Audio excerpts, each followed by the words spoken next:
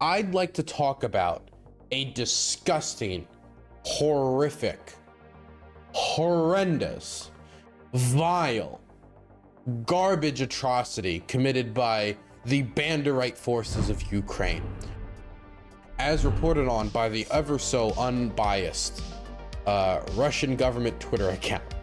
So this is the Ministry of Foreign Affairs for Russia, and they tweeted out a video with the hashtag think for yourself, hashtag see for yourself. They tweeted this out yesterday. This is apparently footage from the 24th. Once a Nazi, always a Nazi. This is the kind of terror Ukrainians are living in. Witness Ukrainian military berate and shoot at a mother with a child in the backseat, calling her pig and scum, simply for speaking Russian. No Nazis, they say. Now, obviously, I'm not one to take the Russian Ministry of Defense at their word, so I went and I found the video, and this is the video in question. Now, this is the better version of it, but there's a version with English subtitles here, so this will be the version we watch. I will translate the subtitles in case anybody's just listening to the audio.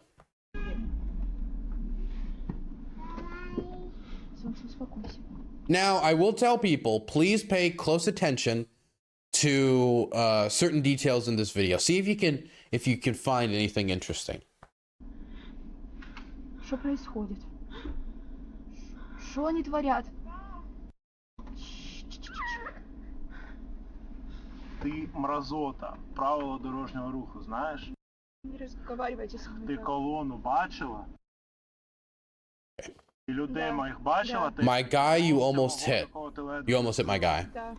I didn't hit anyone. Мразота, Razota, give me your papers. Подождите, пожалуйста. Please wait. You hear me? Please wait now. Возьмите. Take this. Так, слухай мене. Now you listen to me. Сафаєва, Аїда Сафаєва. The head of police, I know. Ще раз. One more time. Побачу тебе на цій I'll дорозі. see you on the road. Ще раз. One more time. Сволота. Ти будеш Shit. Пожалуйста, со Слухай мной. Listen to me. мене, бля. По-перше, розмовляй First, зі speak to me in the official свиня. language. Пожалуйста. Свиня. You pig, don't talk to me like a pig. Don't talk to me like that. Are you stupid? Я зараз не подивлюся на Не дитину. разговаривайте, пожалуйста. I'm not gonna look at the baby right now. Don't speak. Are you stupid? Что вы делаете? What are you doing? Что вы делаете? У меня ребенок маленький в машине, что вы себе позволяете? Кошмар!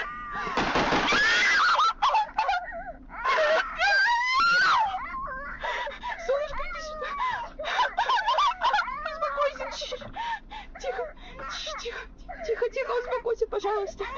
Просто кошмар! Не делать мне, что вы творите? Okay, I think we've seen enough of this. So, I immediately knew this shit was fake. I'm gonna be honest with you. I'm not even gonna pretend anymore, okay? This shit is the fakest bullshit I've ever seen in my life. And the reason I knew immediately this was fake is because they use the dash cam. Now, I've traveled across Ukraine quite a bit now during this war. And if there's anything I know, is that you're not allowed to have a dash cam. You're not. The reason you're not allowed to have a dash cam is you could take that video and send it to the Russians while going through checkpoints, letting them know exactly where the soldiers are. That's a national security risk. I was told, because sometimes you're allowed to film not near these checkpoints, but if you have a dash cam, you'd have to take it down every single time, put it back up. So nobody uses dash cams. Doesn't make any sense. It doesn't make sense with OPSEC. And the fact that he's yelling at them about bumping into them more than the dash cam, like the dash cam in a lot of scenarios would get like a full like search of the car. That's another thing. They didn't search the car. That's also pretty weird in this scenario. If they suspect that this is a Russian collaborator for any reason, they would also be searching the car.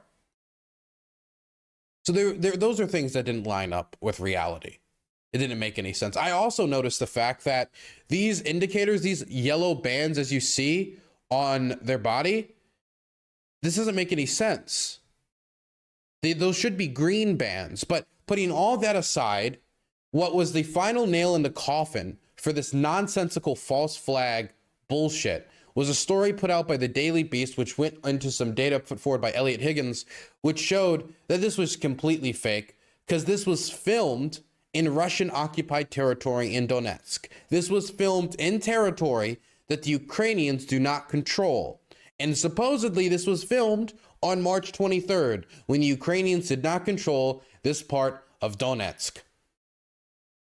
And not only did this now get exposed as fake, but even Russian Telegram channels don't believe it. I was looking at these Russian Telegram channels, and they said it was very obviously fake. And the advice they gave wasn't, hey, Dylan, I mean, not hey, Dylan, but hey, Telegram, this is so fake, it's bad that our government lies to us. What we saw instead was, hey, guys, look at this obviously fake video. We need to get better in the information war. Which basically meant they were saying, like, I'm not angry that the government lied about a war crime and tried to do a false flag to encourage us to think that there's some Nazi persecution in Ukraine. No. I'm angry because you didn't do the fake well. Learn to lie better. Learn to lie better. It's pretty gross. But this probably was completely settled after the Russian Foreign Ministry, the Ministry of Foreign Affairs, ended up deleting the tweet after it was exposed that this was recorded in occupied territory, that you can't see anything that even happens on screen. The dash cam doesn't make any sense. The acting was quite terrible, to be frank. The bands, the yellow bands that they were wearing doesn't match up. Like, nothing matched up with the story. And so as quickly as the Russian Ministry of Foreign Affairs said, think for yourself, see for yourself, they took down the video so nobody can see for themselves. The Russians really suck at information warfare. And the reason why they suck at information warfare is because a lot of this type of play acting isn't even meant to convince the international audience, or they're not used to having to try to really convince the international audience as much as the domestic audience. Let's say you are a Russian propagandist and you're advertising domestically in Russia. You want to know what they did for Bucha, which was a real event? I mean, it's one of the most documented war crimes in human history now, with the amount of CCTV footage we have, with the amount of photographs, with the amount of phone data, with the audio recordings, with the witness testimony, with the physical evidence, with the satellite photos. It is one of the most documented war crimes in history. You want to know how the domestic Russian media responded to this? When we're talking about state media, you know what they did? They just put fake over some footage of Bucha and said, there, it's fake. And that was it. That's all they had to do. And why was that all they had to do? Because they didn't have to deal with critique. They didn't have to deal with the idea that someone would say, actually, I think it was the Russians that did this. Because if you said that on Russian state TV, that can come with legal repercussions. Specifically, I think the charge would be disrespecting the Russian armed forces. It's a charge, I forget the exact phrasing of it, but it's a charge that basically amounts to that if you disrespect the Russian armed forces, which could include accusing them of things they totally didn't do, like Bucha, then you can get prison time. A father whose daughter drew a piece of art that said, like, stop the war in Ukraine while they were in grade school, just got 2 years in prison, and their daughter sent to an orphanage because their daughter colored the wrong picture. So if you got to make propaganda in that information space, you don't got to worry about people critiquing you, because if people critique you, you can just shut it down. And so the amount of effort you're going to put into that type of propaganda is going to be much less than if you're trying to convince an international audience, which is going to have a free and independent press, which does not exist anymore in Russia. When we look at the Russian information space, we need to think a little bit less like, oh, social stigma, negative repercussions. Maybe we need to start thinking more like the North Korean information space, because that's how it operates. It might be harder for them to have as much control as the North Koreans do, just due to how gigantic the country is. And the fact that the North Koreans have probably been doing this longer, since their government has existed longer than the modern Russian government.